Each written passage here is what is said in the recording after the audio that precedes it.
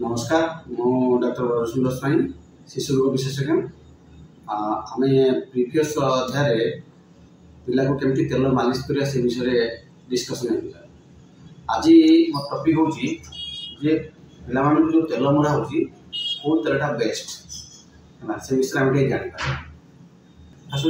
सोरिष तेल generally newborn मान को एवॉइड करा जाए कहीं ना ए हाई रिच ओलिक एसिड थाए जोटा कि स्किन की ड्राई करे। सेकेंड हूँ बहुत पंजेंट। थर्ड हूँ इरिटेटिंग जोटा should be avoided in newborn. Second आसला ऑलिव ऑयल रे 50 to 5 to 80% ओलिक एसिड थाए जोटा कि ड्राइनेस करे। तेणु मोस्टली ऑलिव ऑयल मारे एटोपिक डर्मेटाइटिस चांस टे अधिका।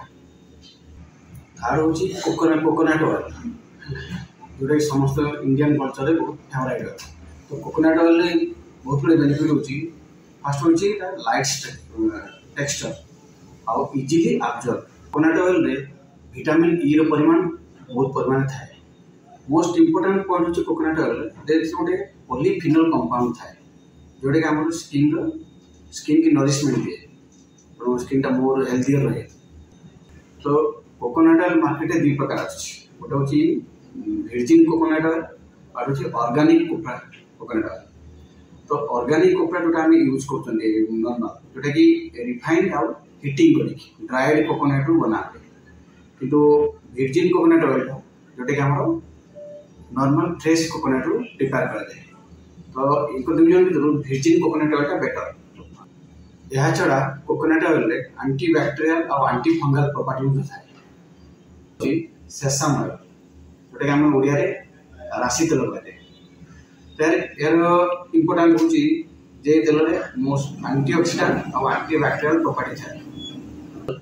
जो राशि तेल जोटा आम मोस्टली यूवी रेडिएशन बहुत प्रोटेक्शन दिए।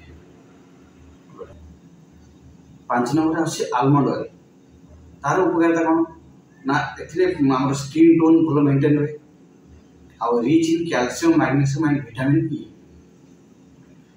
आउ यूवी रेडिएशन प्रोटेक्शन दिए। सनफ्लावर ऑयल उपकारिता कौन ना यह स्किन रे भल भाव एब्जॉर्ब हुए हाईली रिच इन विटामिन और स्किन टोन को भल मेंटेन करे और एंटी बैक्टेरियल प्रॉपर्टी थाए। यार इम्पोर्टेंट सनफ्लावर ऑयल रे लो ओलेइक कंटेंट थाए और हाई लिनोलेम थाए।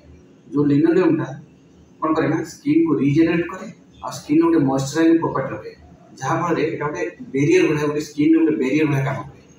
तेणु मोस्टली प्रीटर्न मान को आम सनफ्लावर ऑयल रेकमेंड करूँ कारण गोटे प्रीटर्न मान स्किन टा माने भल न था मेच्योर न था तेणु ये स्किन की बेरियर फंक्शन टा बहुत बढ़ाए।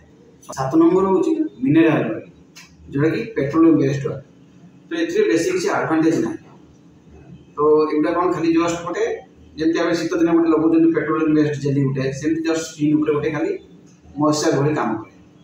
तेणु बहुत जगह यूज इम्पोर्टान्स ना मोस्ट पॉइंट आम जो एडी ऑयल से मिनेराल ऑयल थाए सहित अलग ऑयल भी थाए मोस्टली मिनेराल ऑयल थाए।